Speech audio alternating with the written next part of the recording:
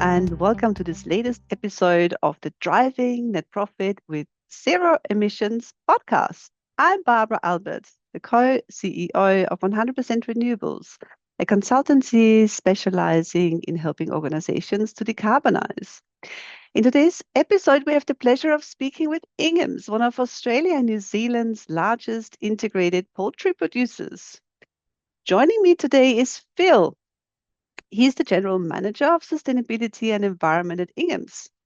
Phil is a passionate sustainability professional with extensive experience across ESG, climate risk, strategy, and energy. He has worked across property, retail, and now agribusiness, so he's enjoying working his way around the economy.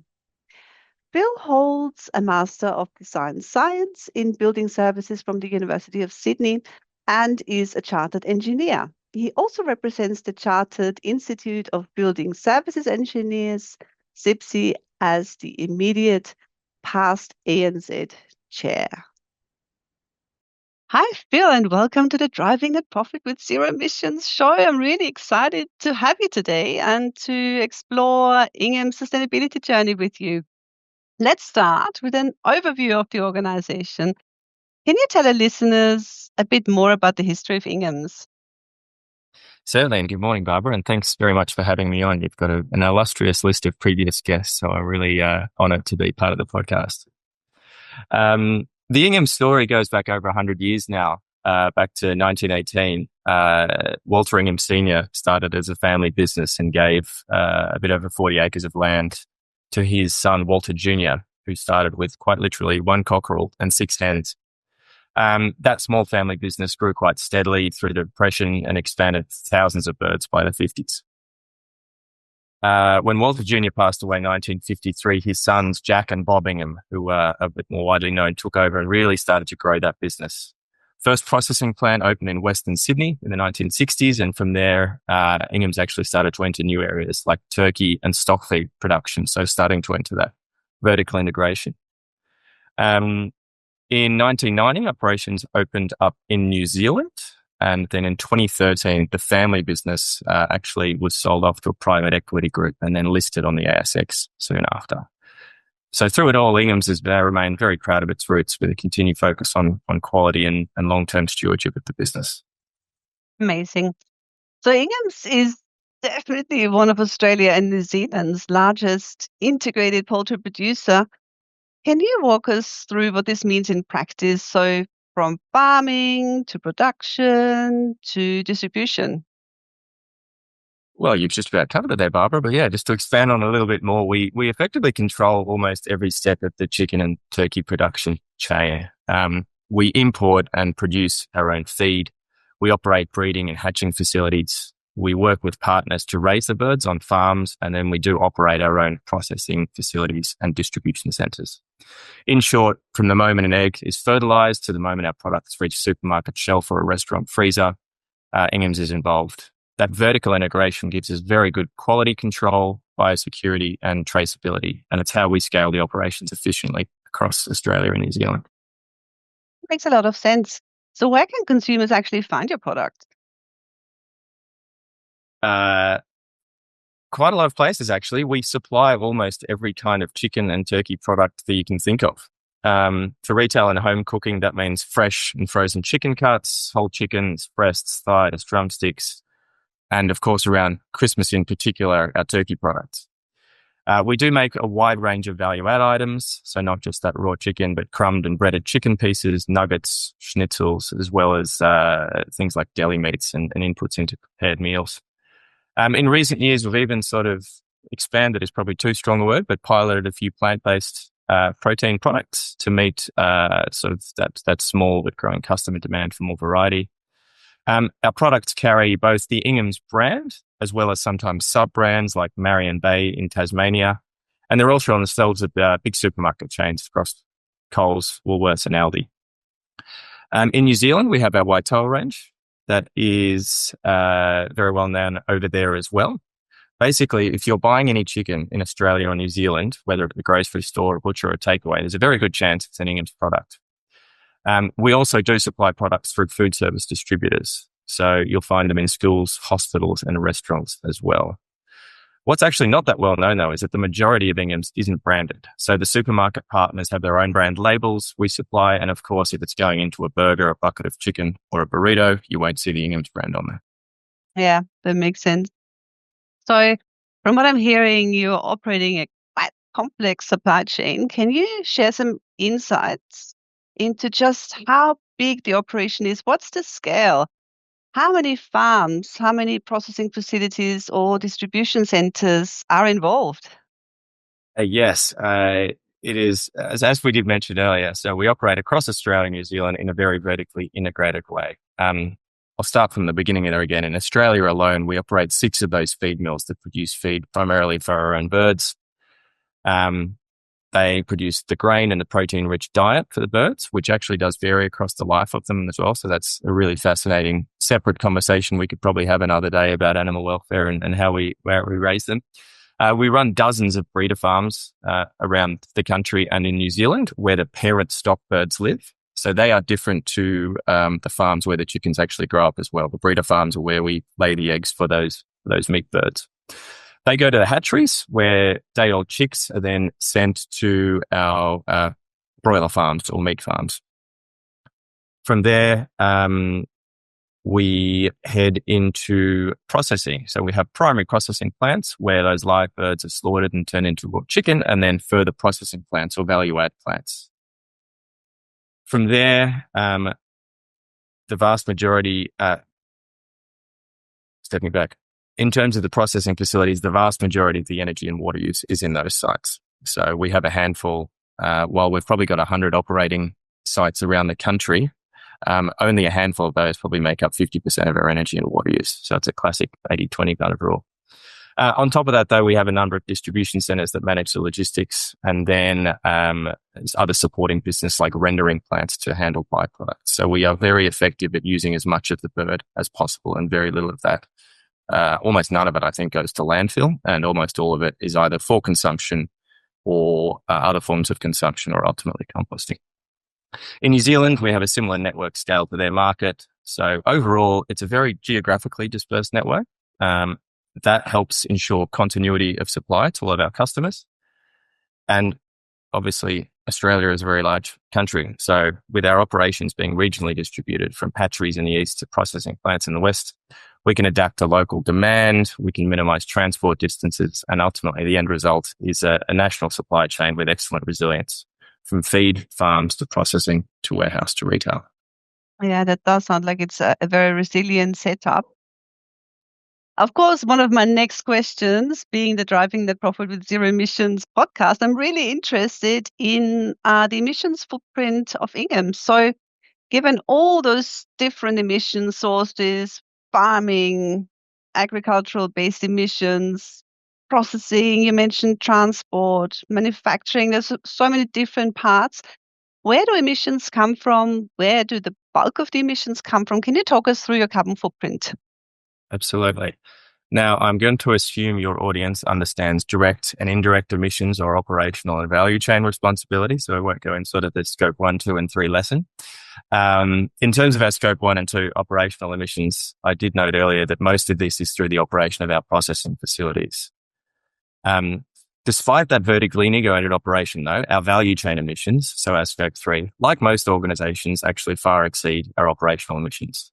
We have been measuring that for a number of years on and off, but we haven't actually published that yet. What's quite interesting about it is with the increasing accuracy of methodologies and estimating approaches, we are finding that footprint sort of does go up and down as we discover better ways to measure it.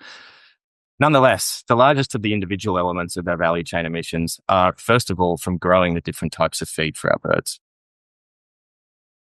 Most of that footprint comes indirectly from growing feed crops like wheat and soy. Those crops require fertilizer, which emits nitrous oxide when applied. They often need fuel for farm machinery and also transporting and processing grains. On the broiler farms themselves, because they are managed by sort of partners with Inghams, they need energy for lighting, heating, and running equipment in the sheds themselves. Plus, there are a small amount of emissions from methane and nitrous oxide from manure management. So as the poultry litter is turned over. Very tiny compared to sort of other forms of meat like beef or sheep. From there, you come back into our value chain. So into our processing plants, we have chilling, cooking, and cleaning all require huge amounts of energy. Refrigeration is also a large component. So whether or not that's getting the meat down to transport temperature in the processing facilities or maintaining those temperatures in our refrigerated distribution centers.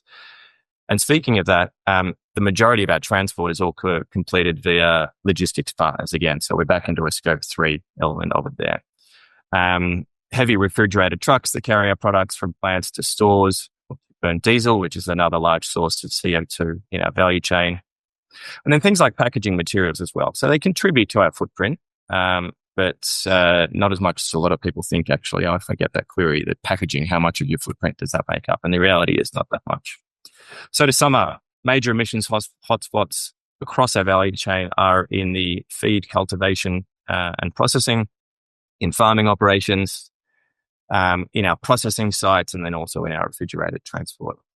We're always looking at ways to reduce emissions in each of these areas, and very focused particularly on sort of operational efficiency, upgrading to energy efficient, cooling, looking at better ways to use waste heat, basics like, appropriate lighting across all of our facilities. And then back into our value chain, we're starting to look at some interesting pilots around lower and zero emissions trucking as well.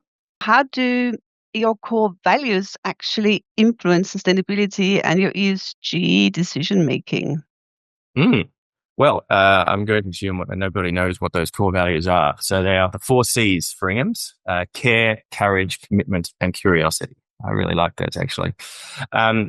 Care, we look after our people, our animals, and the environment. So, for example, it's one of the reasons we invest really heavily in animal welfare programs, so making sure those birds have excellent living conditions, and why we also consider community impacts of our farms. Commitment, that means we keep our promises. If we set a target for waste reduction or emissions, we aim to meet it and report on progress as we get there. Courage, for us, is about taking leadership and not being afraid to try new solutions. We were one of the first in our industry to certify carbon neutral chicken. Curiosity, so continuous improvement. That's one of the things we like there. We encourage the teams to innovate and experiment. That might be through testing of new feed ingredients or installing heat recovery systems in various parts of our operation to make sure that we're not wasting any energy. I really like your values, and particularly reflecting on the courage bit, being able to stand for something, to courageously move forward with a particular initiative, even if others might not do the same thing. It requires a lot of drive to be able to do that. So I really like that. Let's talk a bit more about the industry in general. Let's talk about market trends, the change in consumer sentiment, etc. What are some of the biggest sustainability challenges that are currently facing the poultry industry, particularly here in Australia? Yeah, great question, Barbara. So poultry is already one of the lowest intensity animal proteins available, but there are still challenges. In Australia, climate extremes are a major concern. Right now, most of us, if we're living, I think you and I are both based out of Sydney, so we're getting wet, but nowhere near as wet as some other parts of New South Wales. We do have climate extremes. So droughts and heat waves more so are on our sort of climate risk register. That can potentially affect animal welfare, be there in the grow out stages or in transport in particular as well. But flooding and fire can nonetheless disrupt our supply chain as well. So we're not immune to that. Water use is a large one for us. Our processing plants using a lot of water, as noted, for cleaning and for cooling, and our farms draw water as well, often in drier regions. So we have to manage that carefully.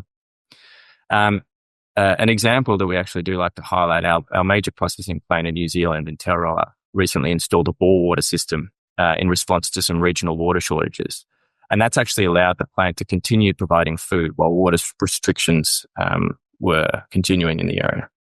Mm-hmm. So again, focusing on the theme of resilience and making sure that the business can continue to operate even under adverse circumstances. You mentioned that just then you mentioned that chicken is a better, from an environmental perspective, a better protein source as opposed to, for instance, beef. So how can consumers think about their choices in terms of choosing their protein? Is there a good protein source that comes from animals? How does it compare against others? What are you seeing in the marketplace? Are consumers actually becoming more conscious where the food's coming from? And are there any shifts in customer expectations? Yeah, another very interesting question, and I think quite a tough one to answer, to be honest.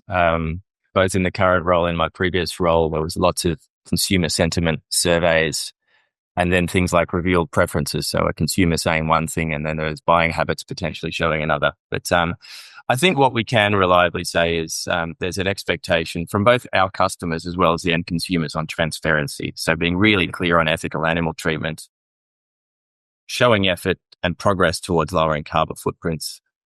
Packaging. Packaging is one of those key areas that sort of seems to unite sustainability professionals, consumers, commercial teams. Everyone wants to make sure they're doing the right thing on packaging. There's also the classic ones like healthier and sustainable options that people want to focus on as well. So for us, ultimately, we've proactively made all of our chicken farms RSPCA approved and introduced free range options under our Marion Bay brand in Australia. That's emphasized in marketing. I think first and foremost, we see the largest trend towards making sure that that protein you're buying has gone through high animal welfare standards. When I go to a restaurant and I'm thinking, oh, I get really like to consume some meat and I've got my choices, what's a better choice over others if I wanted to eat animal protein?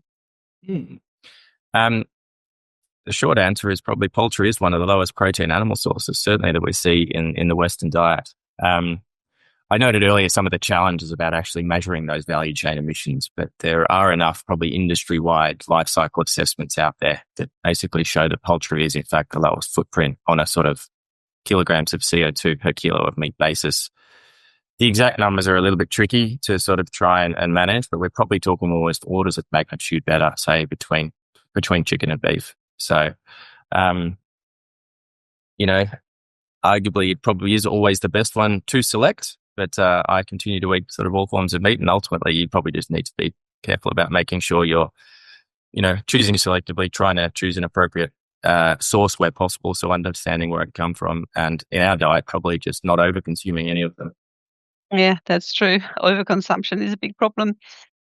So you mentioned earlier some of the emissions reduction initiatives that you've been putting in place.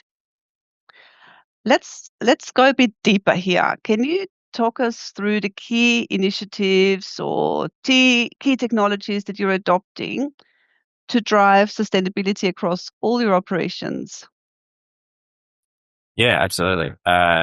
Look, there's a range of opportunities that have been running across the businesses, and this is going back, many years now. In our plants, we are always looking to upgrade equipment to sort of the latest specifications. You get natural efficiencies sort of happening from turnover there. I mentioned ensuring some of the basics, so appropriate LED lighting across all of the factories and barns and farms. Improving efficiency on both the heating and cooling cycles. Heat recovery systems are an area that we really want to continue exploring a lot more of. So we have lots of chilling happening alongside lots of heating for cleaning. Those two don't always sort of work side by side. So we want to, where possible, do a lot more heat recovery. Some of the things you wouldn't even think about, capturing waste heat from incubators at our hatcheries. So some of our newer hatcheries are employing technology in that space. A lot of little incremental gains happening across the life cycle of the bird. Several of our sites have also got some very sophisticated water treatment and recycling systems. They're an interesting one. We have a very large water footprint as a business. So moving toward recycling as much water as possible in our primary processing sites is a real benefit potentially for, lowering the footprint on the environment. But the reality is they do use energy as well. So there's a bit of a payoff there in terms of reducing water while potentially increasing your energy use slightly. I think ultimately it's the right thing to do. We all know the grid is going greener. So as we move to basically zero emissions grid supported by on-site renewables, those trade-offs, say, around having to use energy to recycle water will reduce significantly. How about identifying those emissions reduction opportunities? Is it a bottom-up thing that's being driven by plant managers, or is it a top-down approach? How do you do that in your organization? Short answer is both. So each of our sites has an environmental management plan. We have an EMP template that's certified to ISO 14001. All of those sites at the beginning of each year basically put forward targets across energy, waste, and water. That informs a group target, but we do, of course, have overall 2030 targets from the group. We basically try and make sure that those meet. So if we look at the sites in the aggregate and they're, say, falling a little bit short, we can sort of speak to individual sites or business units and sort of say, is it possible to add a little bit more ambition here? In terms of the broader strategy, again, there are design concepts, general ideas and pathways that I think can be informed from group, but each site is different. We see that in buildings, we see that in all industries. Ultimately, you've still got to look at the individual operation, what its sort of long-term plans are, and then try and design accordingly. How often do those individual sites report up in terms of Yeah, it varies. So we've got an internal sort of planet database, which basically is updated at least monthly. So a lot of our data, particularly electricity, is effectively live these days. We have, various connectors coming through utilities or otherwise to measure that. But all sites basically get feedback on their operations on at least a monthly basis. We have different levels of, granularity that are recorded there. So we kind of have an executive view, a general manager view, and then a site view that goes down to more detail. It's also very important internally from a management and director standpoint. So on a quarterly basis, I give, a board update that sort of shows how we're tracking the group. And then we do our classic things like in our annual reporting every year as well. We'll obviously show how we're progressing as an organization. And earlier you mentioned a lot of initiatives that are applicable to plants themselves. What about logistics? What about all the transport tasks that you have? Is it possible, and during storage as well, to reduce emissions? It's so much harder, especially thinking about trucks. Is it possible to reduce emissions there at all? It is possible, but it's still very early days. Whenever I think about, I suppose, value chain emissions, when it's outside of your direct control, you think about it in the point of view of where are we either, Australia or even globally at a sectoral level. Again, I'm probably not surprising anyone in your audience. So that transport is an area that is probably still growing in terms of its emissions footprint. Technology exists there. We have EV vehicles. We have also, tests around hydrogen as an alternate fuel source as well. In terms of what Inghams is trying to do specifically, first and foremost, we're just trying to optimize our logistics network. So in the same way that turning a light off is better than, replacing with something efficient, optimizing where you are moving product across the country will reduce your transport footprint. I mentioned the fact that we have lots of regional distribution centers, so that really can minimize travel distance to key markets that we have. Shorter trips, more fully loaded trucks equals less fuel used. Secondly, we are trialing alternative vehicles.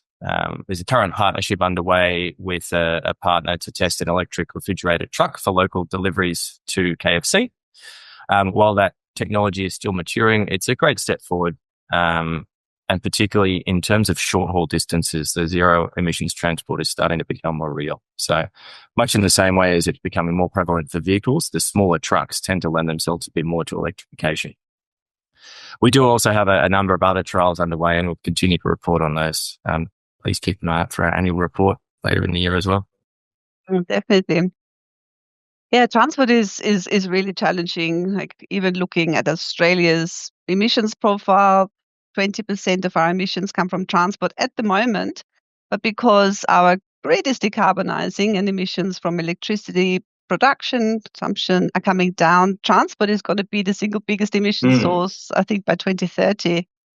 It's hard to decarbonize, vast country, huge distances to cover, and especially with the heavy fleet, alternative options are coming through fairly slowly. So it's one of the big challenges. But you mentioned earlier that you're trying to reduce waste as much as possible. getting it down to the lowest possible level. So how are you actually reducing food waste? How do you improve circular economy initiatives? Yeah, look, it is an area that we take seriously. We're a producer of food, so we hate to see any of that go to waste ultimately. A big success story that we have, I think, as a business is actually waste segregation out of our processing plants. So at one site in particular, we discovered a lot of the solid waste still going to landfill was actually edible chicken scraps that were still in their packaging for various reasons. If that sort of falls below a certain standard, ultimately we can't send that to a customer. One of the site's dedicated team members to actually separate that out from packaging and was ultimately able to get that out of landfill, use the meat for a sort of donation purpose and get that packaging into an appropriate recycling stream. It literally dropped that site's landfill by 1,000 tonnes over a year. And when our whole group waste to landfill statistics for a year is on the order of about 10,000 tonnes compared to several 100,000 tonnes of chicken per year, we have a very low waste to landfill footprint already. Yeah, that's a really good initiative. Just purely from a carbon perspective, of course, it's organic content, and if that goes into landfill, it produces a lot of methane emissions. So that's a really good initiative. And do you have any partnerships or programs in place with any partners to take that to take any byproducts to get waste down even further? Yeah. Funnily enough, a lot of the sites individually actually do a lot of community work as well. But in terms of national partnerships, we have a partnership with Food Bank. In F24, we donated over 700 tonnes of chicken that would have gone unsold. 700 tonnes of chicken doesn't mean very much, probably, when you're talking about tonnes of food. So it's about 1 million meals worth that were donated. In addition, one of our teams at a distribution centre had an initiative in place where they were finding products that were near expiring, so not quite expired yet, still very much available for retail, and we're distributing those through Second Bite, which is a food rescue organisation. If it gets beyond that point, we have initiatives in place to try and send products to animal rescue farms as well. So that's sort of a next level down, but nonetheless still very much putting towards a productive use and keeping out of an organic waste stream. Oh, that's a great idea. Now, let's shift our attention to your recent success story, being the achievement of Climate Active carbon neutral certification for your Marion baked chicken product. Can you tell us more about what this certification means?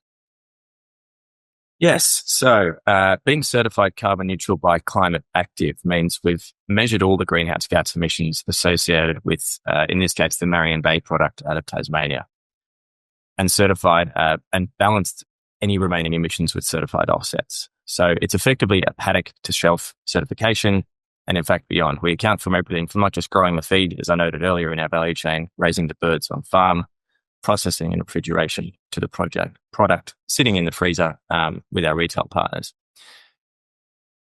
The Marion Bay product coming out of our Sorel site in Tasmania. So the processing plant itself has undergone a number of fairly large-scale energy efficiency upgrades over the last few years. Things like new spin chillers, heat recovery happening on site have actually reduced the direct footprint, which in turn has minimized the need to use offsets to hit that carbon neutral point. The outcome ultimately is on net, Marion Bay chicken has zero carbon impact according to that Climate Active standard. So where can people buy the carbon neutral chicken? You do need to be based in Tassie, I think, at this point in time. So it's a local product. We did mention, obviously, that we try and make sure that we are producing and distributing regionally to avoid unnecessary transport. Mm-hmm. I haven't seen it on shelf here yet, unfortunately, but I do need to find my way down to Tasmania at some point and try that. I think you'll make more chicken products carbon neutral so that a broader range of consumers get access to it? I would say potentially. I think it's going to be based on consumer demand. So that was only launched a couple of months ago. Historically, and this is not an Ingham specific comment, but I mentioned earlier that sort of idea that consumers have certain preferences, but then ultimately revealed preferences about what they buy. There hasn't been, in my experience, a very strong correlation yet with sort of products that do have a lower footprint being purchased more. But some ideas, it's a matter of sort of their time coming, and we do continue to see increasing expectations on transparency. So watch this space. Subject to that sentiment, you may see more. Mm-hmm. So you mentioned increasing expectations on transparency. How is that manifesting itself? Well, there a couple of different ways, really. If we think about from a regulatory standpoint, we're a Group 1 organisation that will be reporting from next year against the newly introduced Australian Sustainability Reporting Standard, so mandatory climate-related disclosures. We have been reporting voluntarily for a number of years against the Task Force on Climate-Related Financial Disclosures, and then continuing just to increase the amount of transparency through annual reporting. We see the sort of the drive for that very much so through a lot of our larger customers in particular. So organizations like Woolworths and McDonald's, they have really lofty ambitions themselves, and we're always looking for ways to basically align with them. And if we're meeting our own standards and their standards, we know we're sort of meeting quite a high level of ambition. Makes sense. So you mentioned ASRS. Let's talk about the Australian Sustainability Reporting Standards a bit more. Under the legislation, you mentioned that you are a Group 1 company, so first cab off the rank, you have to report. Now, you mentioned earlier that you have experience with reporting your climate risks and opportunities under TCFD, so the Task Force on Climate-Related Financial Disclosures. How much of an advantage does it give to you as a reporter, having previously reported under TCFD and now under ASRS? Is it a big advantage? I'd like to think so, yes. It basically means we've been sort of preparing well over a number of years. Our sustainability reporting, as I noted, and as you noted, has been reporting against the TCFD for a while. Since the draft ASRS sort of framework came out, we've basically, like a lot of other larger organizations, we conducted a gap analysis against that and did the classic traffic light, are we kind of mostly green? Have we got a bit of work to do, or is it, red alert on any rate?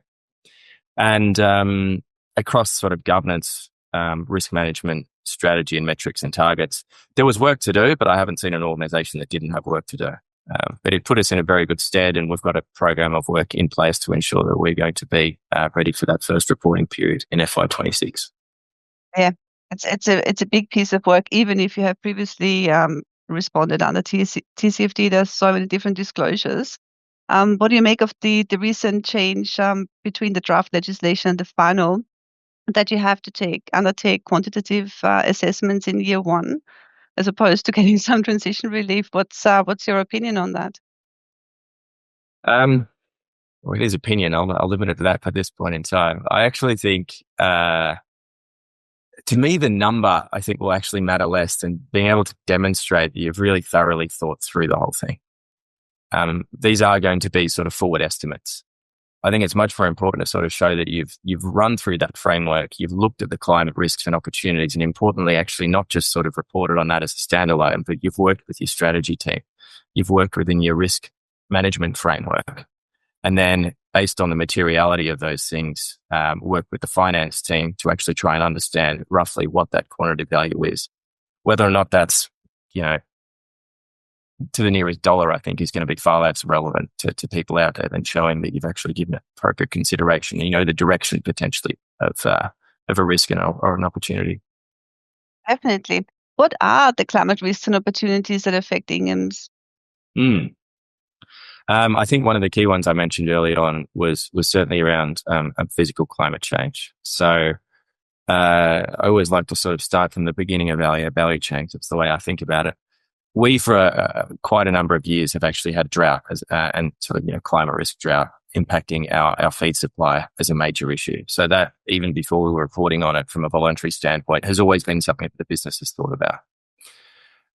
Within our operations, drought and rainfall decline, both in Australia and New Zealand, are certainly things to manage. I covered a few of the things that we're doing in terms of ensuring water supply in there. Heat stress. So a lot of organizations think about, heat stress on people, but for us, our product is our birds. They're actually amazingly resilient in sort of, on farm. They'll, if it gets too hot, they've got a shed, they'll get in the shade. Free range birds obviously take shade outside. But transport is one of the areas that's a particular focus. They do need to get moved around to our processing sites. There have been things like looking at what point we would actually need to introduce cooling, so refrigerator trucks to actually transport the birds around to avoid potentially or basically maintain appropriate animal welfare. There are other steps that you can do though in the interim. So we can look at making sure that we're not transporting them over the middle of the day. Basically, overnight tends to also be better for welfare in terms of keeping the birds calm. On opportunities, we've mentioned, areas that we're looking into in terms of thinking about alternative protein offerings. Again, very early days on that. We do have quite a large building footprint. So we're always looking at renewable electricity opportunities. A number of our recently developed distribution centers have 1 megawatt solar systems on their rooftops. So again, not huge as yet, but a small and growing footprint of on-site renewable generation. Ultimately, sort of the location of new assets is a big area for us as well. So we have a protocol in place where for any capital over about $10 million, we have a climate change, action and adaptation plan that needs to be run through as well to make sure that we're locating appropriately, designing appropriately, and ultimately making that a climate resilient building from day one. Yeah, that's a very sound approach. So one of the other areas, of course, climate risk and opportunities being a big one, definitely. But what about Scope 3? You mentioned previously that you have, over the years, done your Scope 3 carbon footprints. You discovered better methods to measure. Of course, you can always start with translating expenditure to a carbon footprint. But I'm assuming that you're talking about lifting that accuracy and shifting perhaps away from financial figures to more activity-based data. Is that what you were talking or alluding to earlier in terms of your Scope 3 measurement? Can you talk us through it a bit more? Yeah, absolutely, Barbara, and you're spot on there. With us, and I think with most organizations, Scope 3 is a work in progress. I think what you'll see over the next few years is larger differences coming through changes in methodology than any sort of underlying, emissions reduction or forbid growth. For Inghams, we've started focusing on the largest elements. I noted earlier that feed production is a huge amount of our indirect emissions. We know very well to the nearest kilogram, quite literally, our feed footprint. So in the case of feed, we almost never even had to rely on financial figures, but we can actually take an emissions intensity factor based on the mass of that feed to come up with a footprint. We do sort of a full Scope 3 footprint exercise on average at the moment every second year. We've just finished our F24 one, and prior to that we did an F22 to understand the sort of end-to-end Scope 3 footprint. We do that with the help of external consultants as well as supply chain partners and internal teams. It's a very all hands on deck kind of operation that you do, and it's not one to be taken lightly. But very robust. Besides the feed, we do still have sort of a category 1 cost-based footprint that we come up with as well. On the transport side, though, that's another one where we've been able to move away from sort of having to rely purely upon financials when basically we've mapped all the routes we do across both Australia and New Zealand. Again, we're not talking direct fuel measurements as yet, but we are able to, with a reasonable degree of accuracy, understand what our likely transport footprint as well from our logistics partners. Yeah, it just requires so much collaboration with your supply chain partners. Yeah. To get all the data requires contractual changes, affects tendering, affects so much. Yeah. Now, we talked about climate risk and opportunities under ASRS. We talked about Scope 3. What about governance and strategy? So how is climate being integrated into your governance structures and your strategic planning? You mentioned earlier that major acquisitions, asset decisions are influenced by climate risks and opportunities. How else is climate being integrated into your strategic decision-making, your governance structures? Well, I did mention that gap analysis that we undertook earlier in our discussion, and that was an area that was already fairly green. So not perfect, but we'd already laid a lot of the groundwork. Climate issues are firmly part of the Inghams governance structure and strategy. We have a board risk and sustainability committee. They have oversight of climate risk and strategy. We have climate-related risks included in our Inghams enterprise risk management framework, alongside things like market operational risk. And that board sets the risk appetite and then reviews climate risk reporting on a periodic basis to make sure that we have plans in place to reduce and in some cases, mitigate the risk. At the executive level, the senior leadership team, of which I'm a part, regularly discusses climate KPIs and performance. We covered earlier sort of the different levels of planet reporting that we have internally. I touched on that climate action in capital planning, where basically since 2023, any major project over 10 million, which is effectively any new site, and certainly, larger projects on site as well, that needs to have a climate risk assessment completed as part of the approval process. My boss, the COO, has responsibility for all of the climate initiatives, and she and I report back to that risk and sustainability committee basically on a quarterly basis as well. From a strategic standpoint, climate change is getting increasingly woven into long-term planning. So we have a 2030 sustainability leadership roadmap that outlines a lot of our key initiatives, including climate objectives, and as far as possible is integrated with the overall Inghams group strategy as well. I think that's a key area where you can sort of ensure that the sustainability strategy is not something that stands alone, but everything that it does sort of feeds up and informs the group strategy.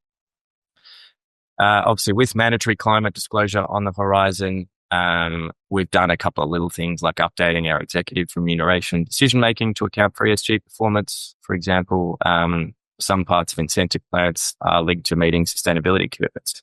So right now, things like water intensity across the business are actually fully integrated with short-term remuneration.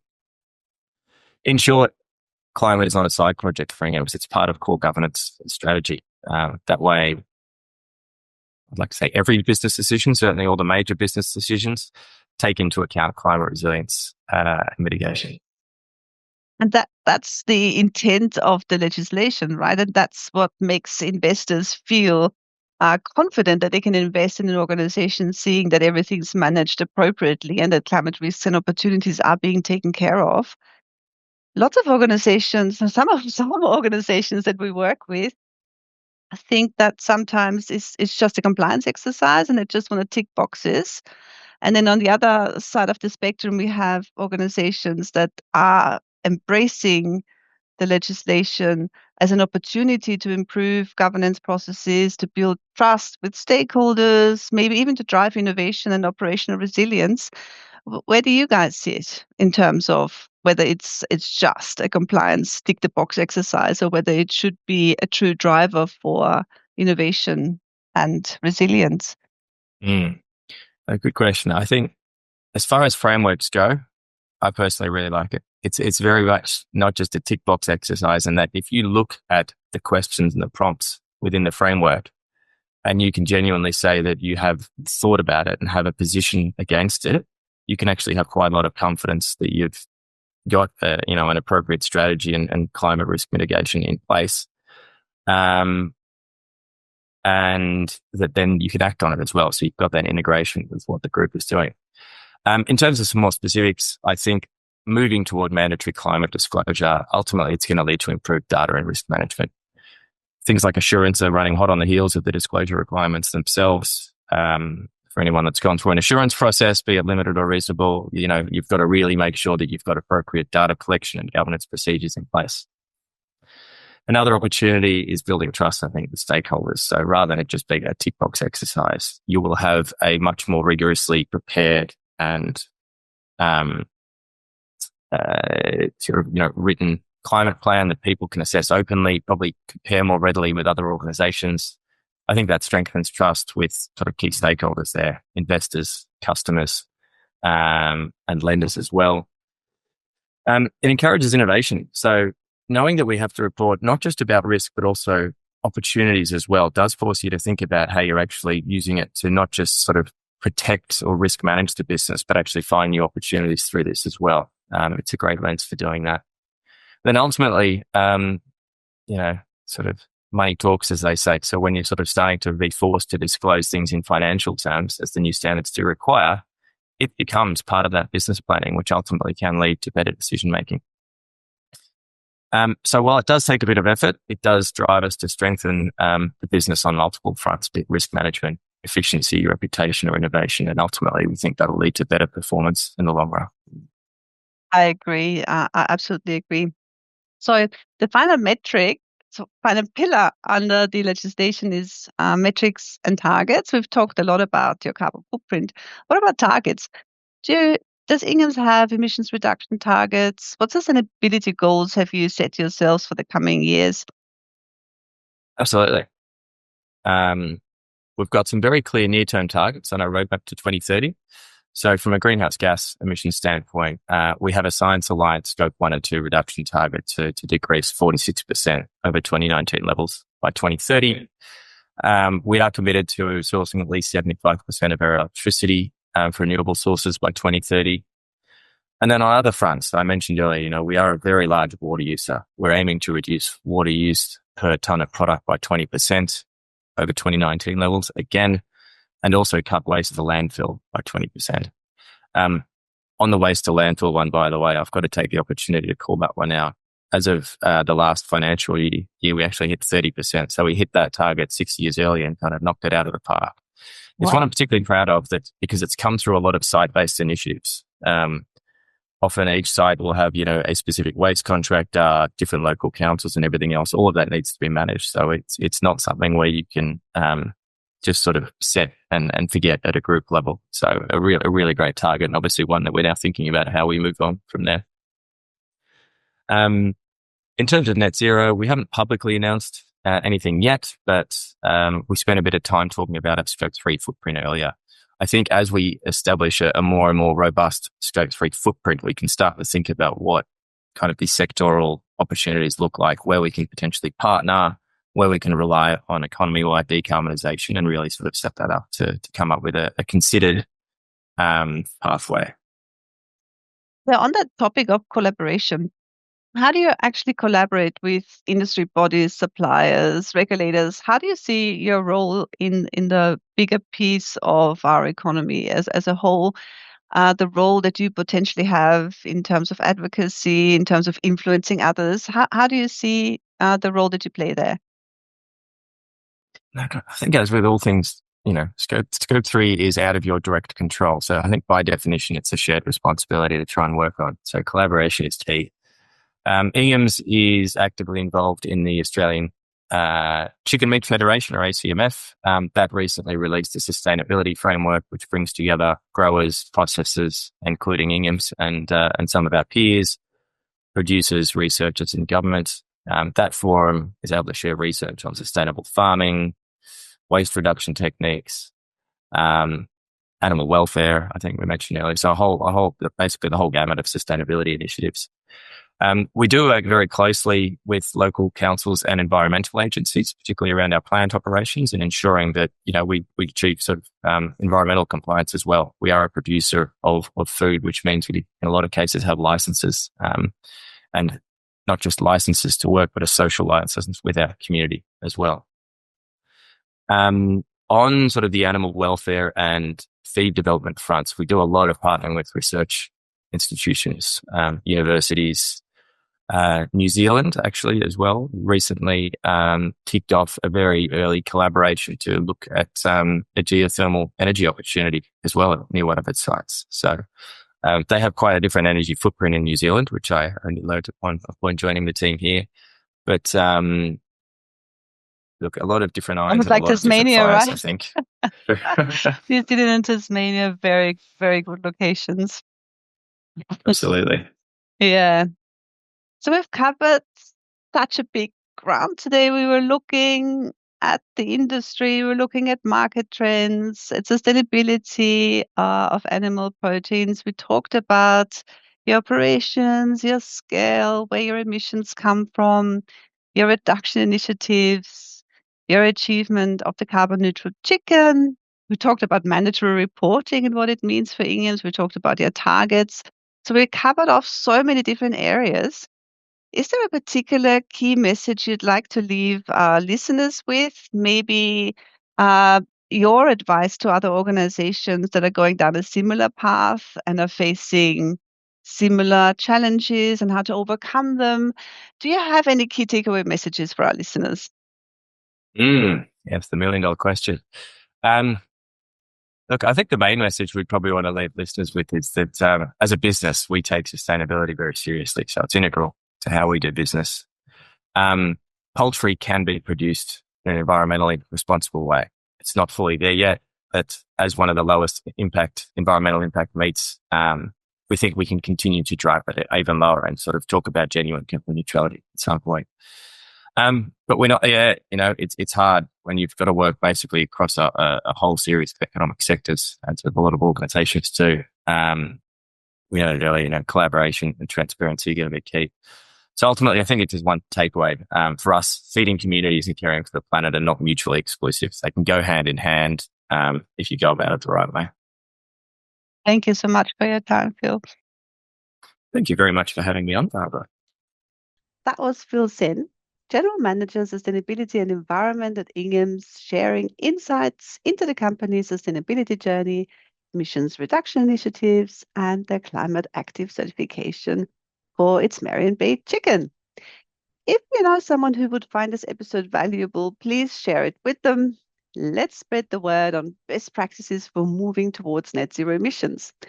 Remember, to reach net zero emissions, aim high, always be curious, and act now. Thanks for tuning in, and I'll see you in the next episode.